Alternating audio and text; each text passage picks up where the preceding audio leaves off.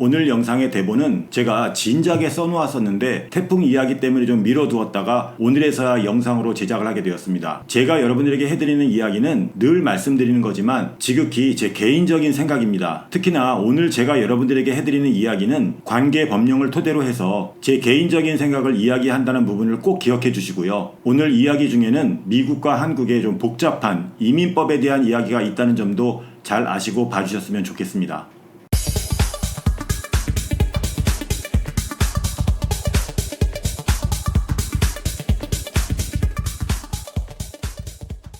안녕하십니까, 괌두부의 PD 아저씨입니다. 오늘 제가 여러분들에게 해드릴 괌에 대한 이야기는 미국 원정 출산에 대한 이야기입니다. 미국 원정 출산 이야기를 왜 괌에 살고 있는 네가 이야기를 하냐라고 하실 분들이 계실 텐데요. 우선 괌은 미국의 영토입니다. 그러니까 미국이라는 이야기죠. 미국은 수정헌법 제14조에 의거해서 속지주의, 그러니까 출생지 원칙주의를 법으로 정해놓고 있습니다. 부모의 미국 내 체류 신분에 관계없이 미국 내에서 태어나는 자녀에 한해서는 미국 시민권을 부여하는 거죠. 부모가 비자로 미국에 체류하던 또는 여행을 목적으로 와서 미국에 체류를 하든 미국에서 아이를 낳을 경우 그 아이는 미국 시민권자가 되는 겁니다. 그러니까 미국 법률상 한국 국적을 가진 한국 부모가 미국에서 아이를 낳아도 미국 국적을 준다는 거죠. 여기서 드는 의문이 하나 있죠. 미국은 속지주의니까 외국 사람이 미국에 와서 아이를 낳을 경우에 미국 국적을 준다고 하지만 한국은 왜 외국에서 태어난 아이에게 한국 국적을 주느냐인데요. 한국은 미국과 달리 속인주의입니다. 부모 중에 한 명이 한국 사람이라면 어디에서 아이를 낳든 간에 아이에게 한국 국적을 주는 거죠. 이 부분에서 외국에서 태어난 아이가 바로 한국에 출생신고를 하지 않아도 그 아이가 성인이 된 이후에는 한국에 돌아와서 언제든지 주민등록증과 한국 여권을 발급받을 수가 있습니다. 여기서 참고로 한 가지 말씀을 더 드리자면 한국은 비자발적 복수 국적만을 허용합니다. 이게 무슨 말이냐? 만약 자녀가 출생지 원칙주의 국가에서 태어났거나 또는 부모 중에 한 명이 한국 국적이 아니라고 해도 한국은 이중 국적을 허용합니다. 그러니까 태어나는 아이의 의도와 상관없이 이 조건만 맞춘다면 아이는 그냥 이중 국적을 부여하는 거죠. 이게 바로 비자발적 복수 국적 취득입니다. 그러면 자발적 복수 국적이라는 게 있느냐? 이거는 대한민국에서 허용하지 않고 있습니다. 한국에서 태어났지만 외국에서 생활을 하다가 본인의 의지로 외국 국적을 취득했을 경우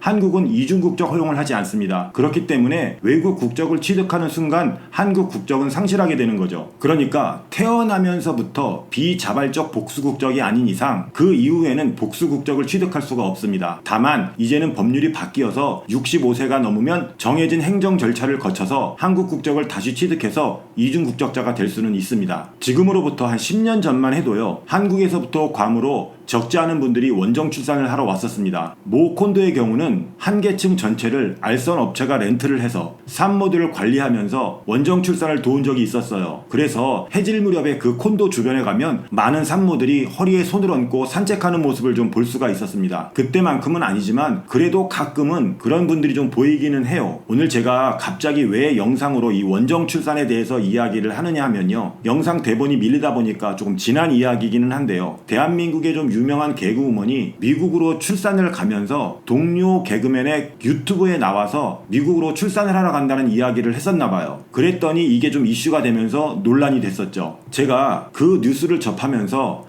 이 부분에 대해서 아직도 모르시는 분들이 많이 계시구나 해서 오늘 영상을 통해서 여러분들이 모르시고 있는 부분에 대한 것을 좀 바로잡아 드리고 그 부분에 대해서 이야기를 좀 하고 있는 것입니다. 우선 원정 출산 하면 가장 민감한 부분이 바로 남자아이의 군대 문제가 되겠습니다. 이게 쉽게 이야기하면 미국 국적을 취득한다고 해서 대한민국 군대를 안 가느냐? 이건 절대 아닙니다. 이게 법령이 바뀐 지 좀 됐어요. 아무리 미국 국적과 한국 국적을 가지고 있다고 해도 대한민국에 살고 있다면 군대를 무조건 가야 합니다. 군대를 가지 않고서는 미국 국적을 유지할 수 없는 게 현행 대한민국 법률이에요. 하지만 미국 국적을 갖고 있고 미국에서 계속 살고 있다면 18세가 되는 해 3월 31일 전에만 한국 국적을 포기하면 군대를 안 갈 수도 있습니다. 하지만 이건 전제 조건이 그 아이가 미국에 계속 살고 있다라는 거예요. 만약에 국적을 포기하지 않고 그대로 한국 국적과 미국 국적을 유지하고 있다면 이 아이는 무조건 군대를 가야 합니다. 계속해서 해외에 체류하고 있다면 해외에 체류하고 있다는 그런 증명을 해야 돼요. 이제 출국 증명이 되겠죠. 그렇게 해서 외국에서 37세가 되는 해까지 체류를 하면 군대는 자동으로 면제가 됩니다. 하지만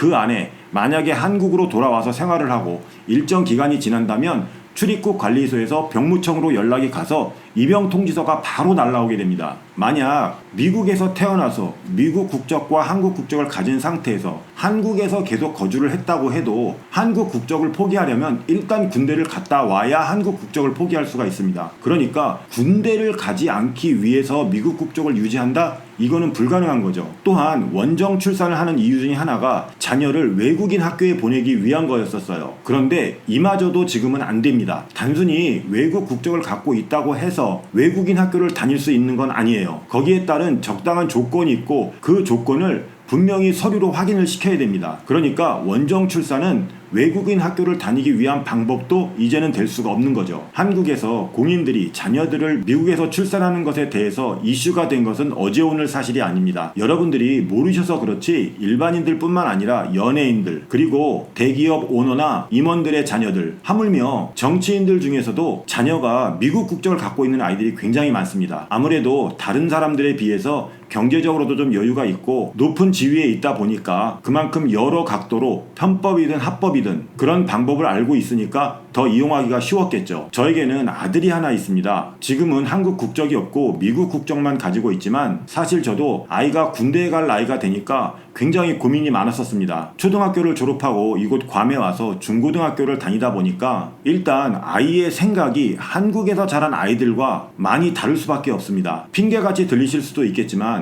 만약에 제 아들을 군대에 보내면 이 아이가 군대에서는 관심병사가 될 수밖에 없겠더라고요. 대한민국 군대뿐만 아니라 모든 군대가 마찬가지겠지만 군대라는 곳이 명령에 의해서 돌아가고 상명하복과 연대 책임이라는 게 가장 기본이 되는 집단인데요. 사실 미국에서 학교를 다니면서 자란 아이들은 지극히 개인주의인 아이들이 좀 있습니다. 그런 아이들이 그런 집단에 속해 있다라는 것이 어떻게 보면 좀 위험할 수도 있어요. 난 아닌데 내가 왜? 이런 반문을 많이들 하죠. 예를 들어 작전 수행 중이거나 또는 어떤 훈련 중에 다른 전우가 잘못을 하거나 실수를 해서 그 모든 책임을 모두 같이 지어야 하는데 그 부분에서 내가 왜? 나는 잘못하지 않았는데? 난 내가 할 건 했는데? 이렇게 나오는 거죠. 이런 마인드로 군대 생활을 하다 보면 본인은 힘들고 불편할 게 하나도 없습니다. 다만 주변에 있는 모든 사람들이 피곤하고 힘든 거죠. 여기에서 중고등학교를 졸업하고 미국 본토에 살고 있는 아들에게 너 한국 국적 유지하려면 군대 가야 되니까 얼른 가서 군대 갔다 와 라고 말하기가 참 그렇더라고요. 누구보다 제 아들을 제가 잘 아는데 단순히 일주일 다녀오는 해병대 캠프도 아니고 어쩌면 그 시간이 그 아이에게 가장 중요한 시기일 수도 있는데 그 중요한 시기에 군대에 가서 제대로 적응하지 못해서 관심병사가 될 수도 있는데 아버지라는 이유로 강제적으로 다녀와 이렇게 보낼 수는 없더라고요. 아들과 좀 진지하게 상의를 하고 군대를 안 가고 한국 국적을 포기하는 걸로 했지만 그 당시에 제 입장에선 좀 아쉬운 부분도 있었습니다. 만약 해외에 거주하고 있는 교민들의 자녀들 중에서 군대를 가야 하는 아이들이 있다면 이 아이들을 카투사로 보내주면 어떨까 하는 생각이 들더라고요. 한국어보다 영어로 소통하는 게 빠르고 또 영어와 한국어를 자유로이 구사한다면 그런 아이들을 카투사로 보내서 미군 부대에 근무하게 하면 미군들에게도 좋고 한국군에게도 참 좋은 인적 자원이 될 텐데 하는 그런 생각이 들었습니다. 예전에야 카투사도 시험을 봐서 갔다지만 지금은 신청을 받아서 추첨을 해서 간다고 하더라고요. 그러면 어느 정도 영어 테스트를 보거나 또는 그간에 살고 있던 이력을 보고서 먼저 교민들의 자녀들을 좀 카투사에 보내고 모자라는 인원을 추첨으로 해서 충당을 했으면 어떨까 하는 생각을 하게 되더라고요. 그렇게 된다면 오랜 시간 외국에서 공부한 교민분들의 자녀들은 신성한 국방의 의무를 이행할 수 있어서 좋고 군 입장에서는 주둔하고 있는 미군과 소통이나 모든 점에서 좀 이점이 있을 텐데 왜 그런 행정을 하지 않는지 지금 생각해도 좀 아쉽습니다. 또한 한국 국적 외에 외국 국적을 갖고 있는 우리의 2세들이 외국에서 좀 더 적은 비용과 좋은 기회로 공부를 함으로 해서 외국에서 일을 하거나 또는 한국에 돌아와서 전문적인 일을 할 경우 넓게 보면 국익을 위해서라도 좀 좋은 일이라고 저는 생각을 합니다. 관 PD 아저씨. 자, 오늘은 괌에 대해서 어떤 이야기를 할까 웹서핑을 하다가 보게 된 짧은 뉴스 때문에 미국으로의 원정 출산에 대해서 좀 이야기를 해봤습니다. 오늘 이야기의 결론은 원정 출산이 태어나는 아이의 군대 문제나 또는 외국인 학교를 보내기 위한 수단으로는 아무짝에도 쓸모가 없다라는 것입니다. 이젠 의미가 없고 사정상 추후 외국으로의 이주 또는 외국으로의 공부를 위한 목적으로 필요에 의한 선택일 수도 있으니 원정 출산 자체만 놓고는 비판을 하지 말아주셨으면 하는 내용입니다. 또한 미국 원정 출산으로 인해서 한 아이가 미국 국적을 취득하고 이 아이가 다른 아이들에 비해서 미국 교육에 어떤 혜택을 받는다는 게 대한민국 국익에 작게나마 기여를 할 수 있다는 점도 간과하지 마셨으면 합니다. 모름지기 법이라 하면 모든 이에게 평등해야 하고 또 그 법률 안에서는 그 누구도 특혜를 받거나 부당한 이익을 얻어서는 안 된다고 생각을 합니다. 하지만 현실적으로 현행 법률이 그렇지만은 않은 현실이 조금은 안타깝기도 합니다. 제가 오늘 준비한 괌에 대한 이야기는 여기까지입니다. 오늘 내용이 괜찮았다면 좋아요 버튼 한 번씩 눌러주시고요. 여러분들의 생각과 여러분들의 의견 그리고 여러분들의 궁금한 점을 댓글로 남겨주시면 감사하겠습니다. 아울러 아직까지 구독을 안 하신 분들 구독 버튼도 눌러주시고요. 알림 설정까지 해놓으시면 바르고 빠른 괌에 대한 정보를 받아보실 수가 있습니다.